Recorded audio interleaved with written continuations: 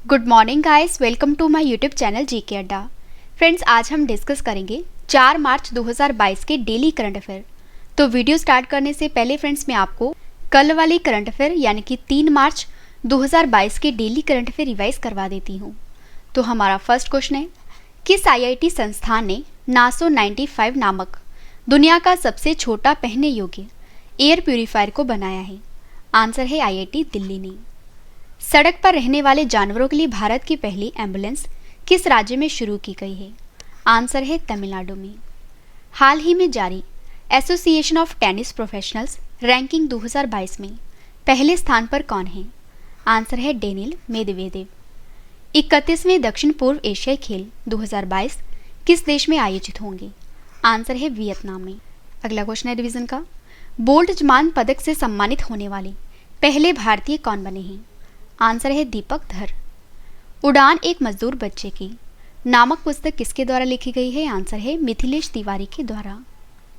अगला क्वेश्चन है, संयुक्त राष्ट्र के द्वारा जारी ताजा रिपोर्ट के अनुसार सतत विकास के लक्ष्य की सूची में जो भारत है ये 192 देशों में कौन से स्थान पर है? आंसर है 120वें पर। किस देश ने दुनिया के सबसे बड़े विमान मरिया को तबाह किया है? आंसर है रूस देश ने। अंतर्राष्ट्रीय महिला दिवस सप्ताह 2022 कब से कब तक मनाया जाएगा? आंसर है 1 मार्च से 8 मार्च तक। लास्ट क्वेश्चन है रिवीजन का, social skill gaming online platform WinZO ने किसे अपना नया ब्रांड एम्बेसडर बनाया है? आंसर है महेंद्र सिंह धोनी को।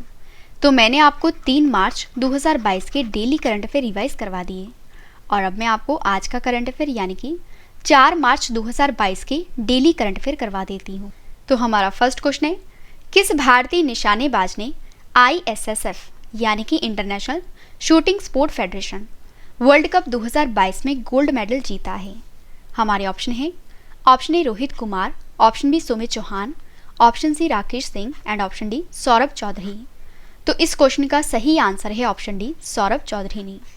तो सौरभ चौधरी जो कि भारतीय निशानेबाज हैं, इन्होंने ISSF वर्ल्ड कप 2022 में गोल्ड मेडल जीता है। तो आइए अब हम इस क्वेश्चन को डिटेल में जान लेते हैं।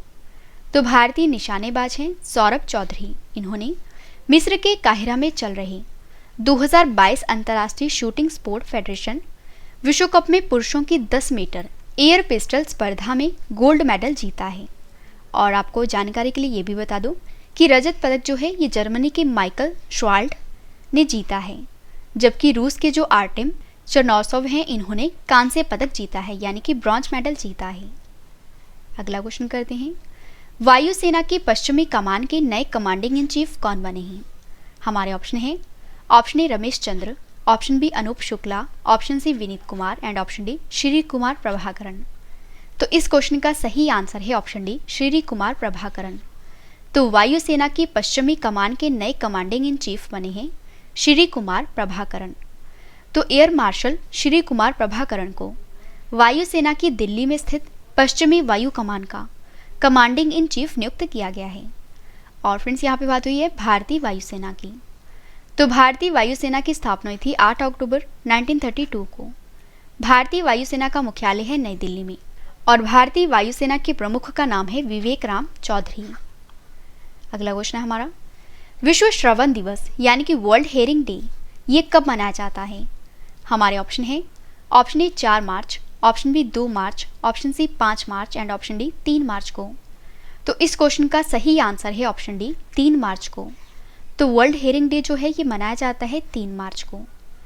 तो विश्व स्वास्थ्य संगठन यानी कि WHO के द्वारा हर साल 3 मार्च को विश्व श्रवण दिवस मनाया जाता है और इस दिन का उद्देश्य दुनिया भर में बहरेपन और श्रवण हानि को रोकने और कान और सुनने की देखभाल को बढ़ावा देने के बारे में लोगों को जागरूक किया जाता है।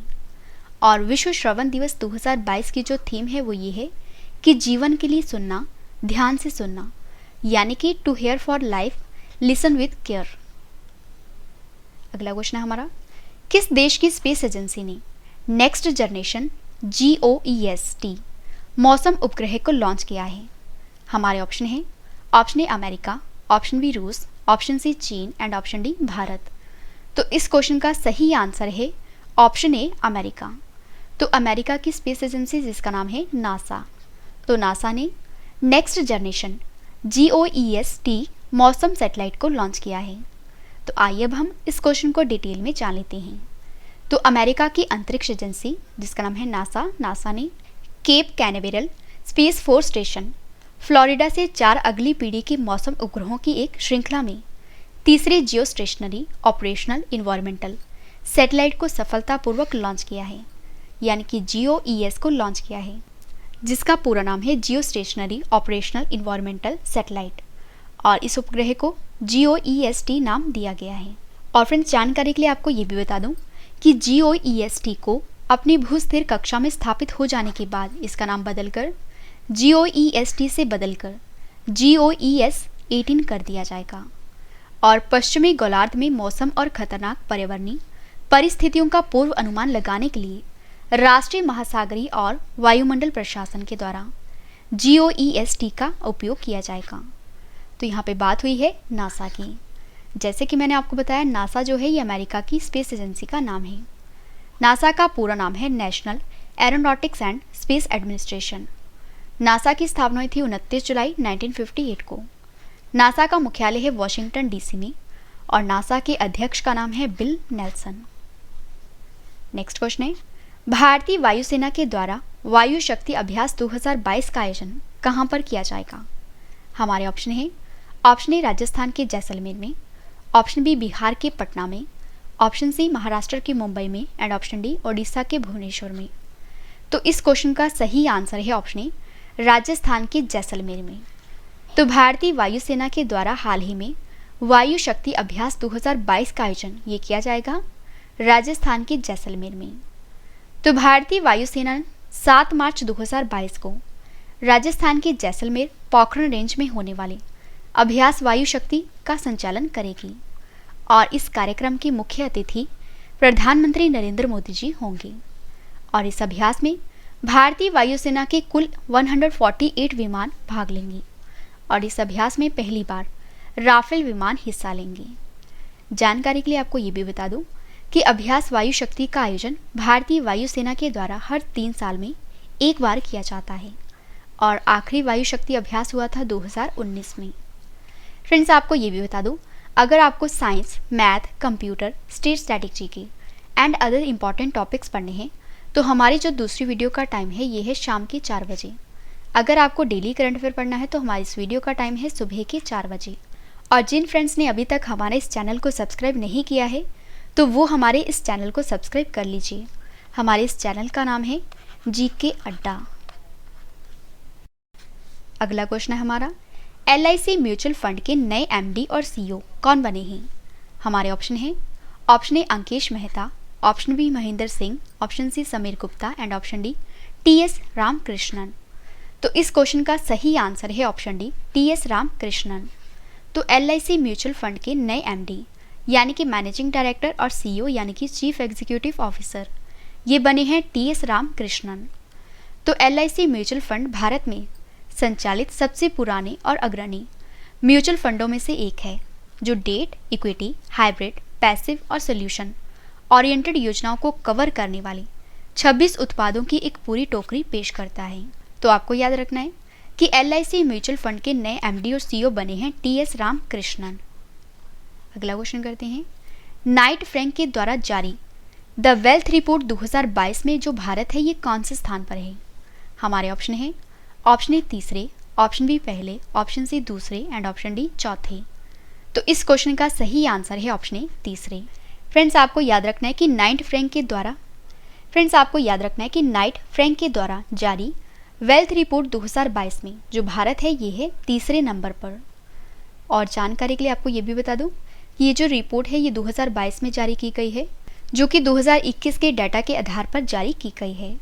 तो नाइट फ्रैंक की द वेल्थ रिपोर्ट 2022 के नवीनतम संस्करण के अनुसार 2021 में विश्व स्तर पर अरबपतियों की आबादी की सबसे अधिक संख्या के मामले में जो भारत है ये है तीसरे नंबर पर।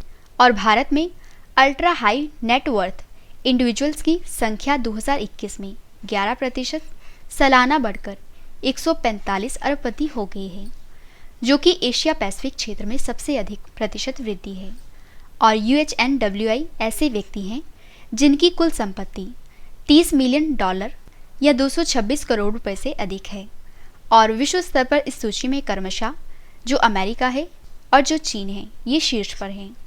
तो आइए फ्रेंड्स अब हम इस सूची में अधिक अरबपतियों वाले शीर्ष 5 देशों के नाम जान लेते हैं। तो अमेरिका में है 748 व्यक्ति, चीन में है 554, भारत में है 145, जर्मनी में है 136 और रूस में है 121। अगला क्वेश्चन हमारा, अंतर्राष्ट्रीय वित्तीय संस्थान जिसका नाम है बहुपक्षीय निवेश गारंटी एजेंसी के नए उपाध्यक्ष कौन बने हैं? हमारे ऑप्शन हैं, option A Junaid Kamal Ahmed, option B Mohammad Khan, option C Vikram Singh and option D Ramesh Bhatt. तो इस क्वेश्चन का सही आंसर है ऑप्शन ए जुनैद कमाल अहमद। तो अंतर्राष्ट्रीय वित्तीय संस्थान है बहुपक्षीय निवेश गारंटी एजेंसी के नए उपाध्यक्ष बने हैं जुनैद कमाल अहमद। तो विश्व बैंक के भारत निदेशक जुनैद कमाल अहमद को अंतर्राष्ट्रीय ऋण एजेंसी का उपाध्यक्ष नामित किया गया है। और जुनैद कमाल अहमद जो संचालन के उपाध्यक्ष के रूप में बहुपक्षीय निवेश गारंटी एजेंसी का नेतृत्व करेंगे और बैंक के इतिहास में इस तरह के उच्च पद के लिए ये चुने जाने वाले केवल दूसरे बांग्लादेशी हैं। नेक्स्ट क्वेश्चन है, the millennial yogi a modern day parable about reclaiming one's life नामक पुस्तक किसके द्वारा लिखी गई है? हमारे ऑप्शन है, option A Deepam Chatterjee, option B Ruskin Bond, option C Alok Ranjan and option D Sushant Singh. तो इस क्वेश्चन का सही आंसर है ऑप्शन ए दीपम चटर्जी के द्वारा। तो आपको याद रखना है, the millennial yogi a modern day parable about reclaiming one's life ये बुक लिखी गई है दीपम चटर्जी के द्वारा। तो भारतीय सेना के पूर्व कप्तान हैं दीपम चटर्जी। इन्होंने the millennial yogi a modern day parable about reclaiming one's life नामक पुस्तक लिखी है। और ये एक ऐसी किताब है जो रहस्यवाद और संगीत को मिलाती है और जो पाठकों को जागृति करने की यात्रा पर ले जाती है।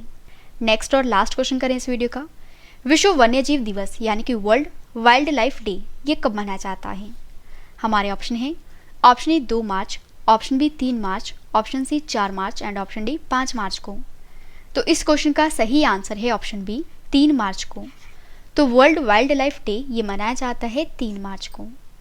तो विश्व वन्यजीव दिवस हर साल 3 मार्च को दुनिया के जंगली जीवों और वनस्पतियों के बारे में जागरूकता बढ़ाने के लिए मनाया जाता है।